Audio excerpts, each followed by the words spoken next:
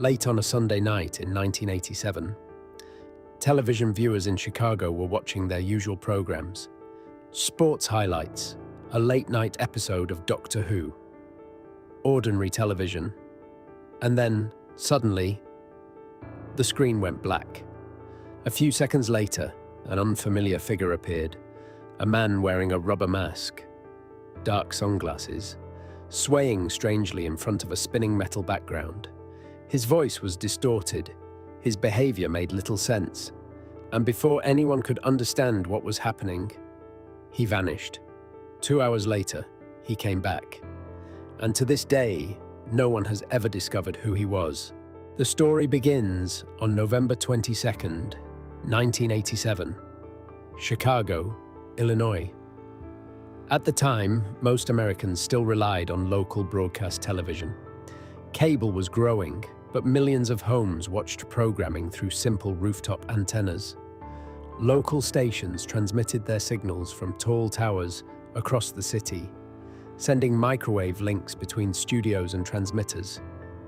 The system worked well, but it had a weakness.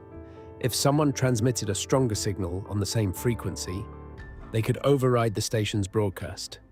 In theory, this would require powerful equipment, technical expertise, and a carefully chosen location. In practice, almost no one had ever attempted it until that night.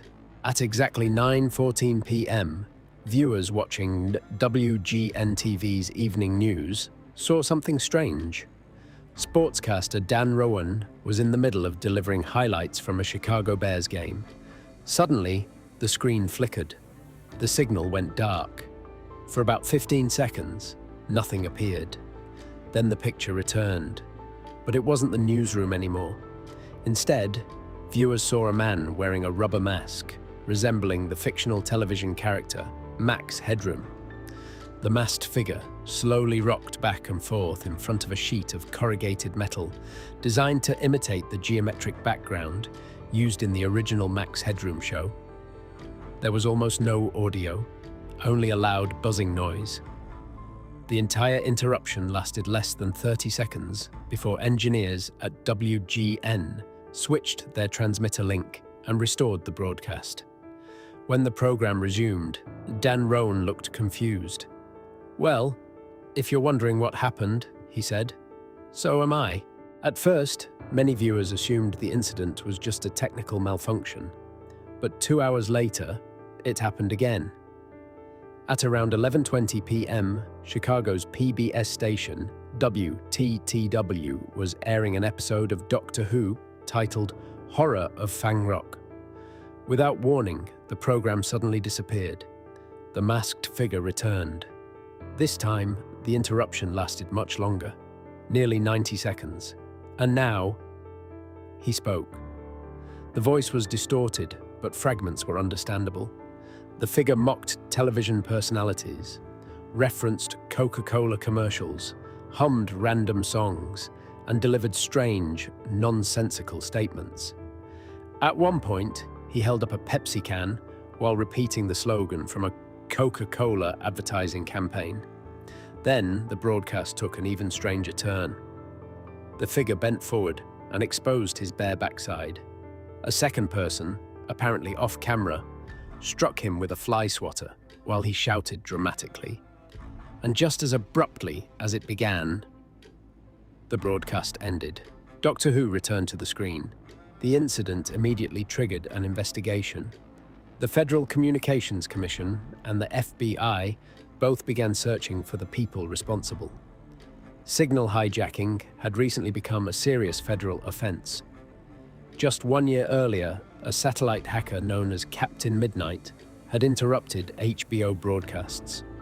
Authorities wanted to prevent similar incidents from spreading, but finding the Max Headroom hijackers proved difficult. The signal had only been active for a short time, and the perpetrators never revealed themselves.